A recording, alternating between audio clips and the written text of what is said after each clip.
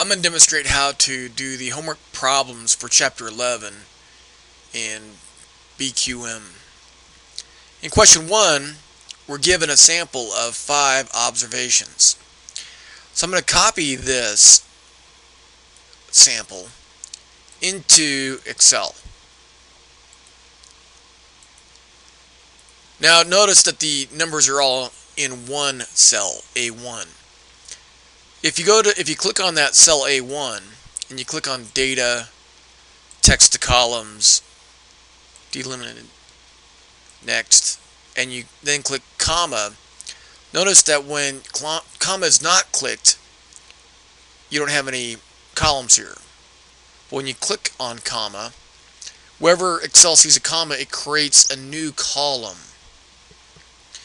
And then you can hit next and finish.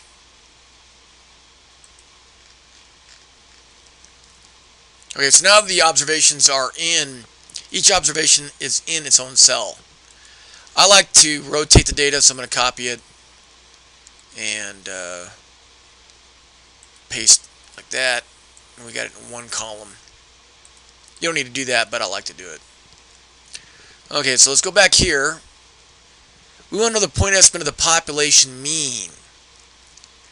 We cannot know the population mean, mu, but we can estimate the population mean, mu.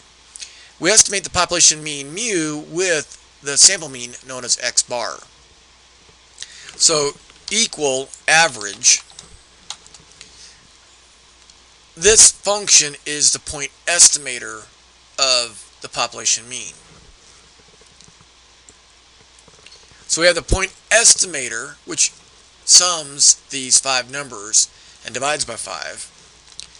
That right there is the point estimator.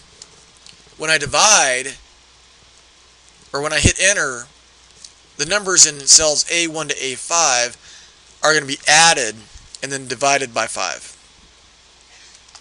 So the point estimate of the population mean is 73.6. Okay, and Cengage now is calling for 5 decimals. So I'm going to add a bunch of decimal places here. Copy. I'm going to paste that into Cengage now. Now I want the point estimate of the population variance. I want to know what the population variance is. The population variance is a sigma squared. We can't know the population variance, but we can estimate the population variance. The point estimator for the population variance is the sample variance. In Excel, you use var.s. .s is for a sample. .p is for the population. So the point estimator of the variance of the population is this command. When I hit enter, I get the point estimate of the population variance, which is 7.8. Cengage now is calling for 5 decimal places. Next, I got to get the critical value of a 95% confidence interval for the population variance. This down here is the expression or the inequality that is used to build a 95% confidence interval for the population variance. Well, the confidence level, 1 minus alpha, is 0.95. That means significance, alpha, is 0.05. Because there's 2 numbers, 1, 2, of any confidence interval, we have to divide the significance level by 2, 0.025. Notice I replaced the subscript down here, alpha divided by 2, with 0.025. And then 1 minus alpha divided by 2 is 0.975. So I'm going to replace this value here, this subscript, with 0.975. Now the sample size was 5. I had 5 observations, correct? 1, 2, 3, 4, 5. I had 5 observations in the sample. 5 minus 1 is the degrees of freedom. So I have to go to row 4 of the chi-square table. In row 4 of the chi-square table, under 0.025, I get the critical value from the chi-square table for the lower number in the confidence interval. And I replace the chi-square subscript 0.025 with 11.143. Again, I go to row 4, which corresponds to degrees of freedom, and column 0.975 to get the other critical value. So I'm in column 0.975, row 4, because I had 5 observations and 5 minus 1 is 4. So 0.484 is the value I'm going to put in the denominator of the upper value of the confidence interval. So I'm going to copy the upper critical value. I'm going to paste it here. I'm also going to paste it in my spreadsheet. Then I'm going to grab the lower critical value in column 0.975 in row 4 and paste it here and in the Excel spreadsheet. Okay, so in part C, the critical values of a 95% confidence interval for the population variance are 0.484 to 11.143, and they're both the 3 decimal places. Now I'm going to have to actually go and calculate the confidence interval for the population variance. I'm going to do that in Excel.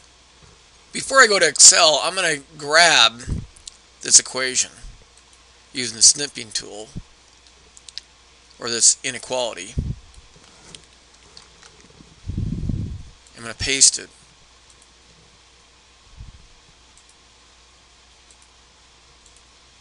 Right here to guide me.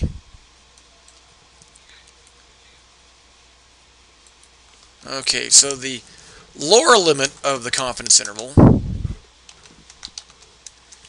and the upper limit of the confidence interval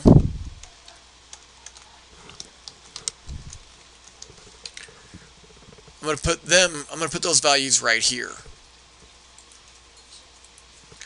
So what do I have to do for the lower limit of the confidence interval? I have to take the n minus 1, 5 minus 1. I got to multiply that by the sample variance. And that right there is my sample variance, right? Remember I did that? And then I can divide by the upper critical value from the chi-square table.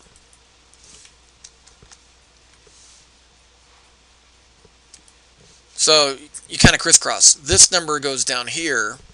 This number goes up here. When I divide a number, when I divide a number by something that's big, I get something small. When I divide something by something small, I get something big, which is why you crisscross. Okay. To get the upper limit of the confidence interval, I take the 5 minus 1, my degrees of freedom, multiply that by the sample variance, and then divide by the lower critical value. So when you divide by the lower critical value, you get a big number. When you divide by the upper critical value, you get a small number. And then Cengage now wants these numbers to 3 decimals. So I'm going to reduce these numbers to 3 decimals. Okay, I'm going to copy this one and paste it in Cengage now. And I'm going to copy this number, paste it in Cengage now. Okay. Now the next thing I want to do is I want to get the 95% confidence interval for the population standard deviation. We prefer to talk about things in terms of standard deviation. We have heights here, and the variance, so those are in inches, right? We have inches. The variance here, this is actually in the mean is in inches, and the variance is in inches squared. So we don't really want to talk about the variance. When we talk about the dispersion of the data set, we really want to talk about the standard deviation. So in order to get the confidence interval for the standard deviation, all we do is we take the square root of the lower limit of the confidence interval for the population variance, and then do the same thing with the upper limit of the confidence interval for the population variance. So this is the confidence interval, 95% confidence interval for the population variance. This is the confidence interval for the population standard deviation. And I'm going to copy each one of these individually into Cengage Now.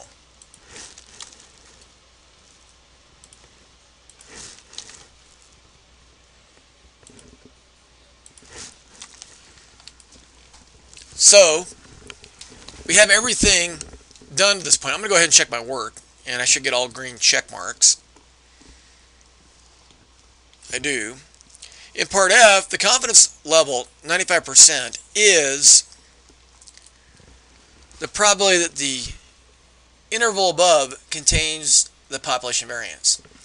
That is not accurate.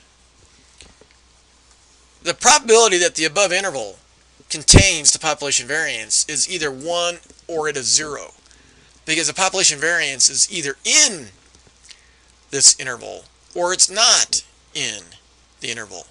If it's not in the interval, the probability is 0. If the population variance is in that interval, it is 1. Because we are not Greek gods, we don't know the value of the population variance. We have to estimate it. We're mortals. We have to estimate it. So that 95% means what?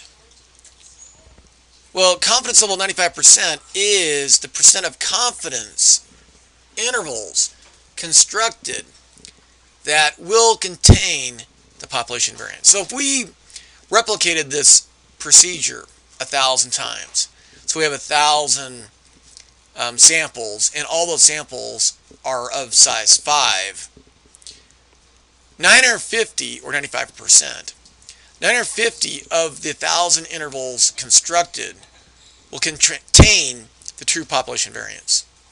50 of them, or 5%, will not contain the true population variance. Now, in reality, we're not going to do this 1,000 times.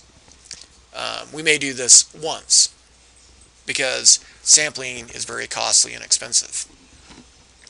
So we're going to click the second option, and then I'm going to check my work.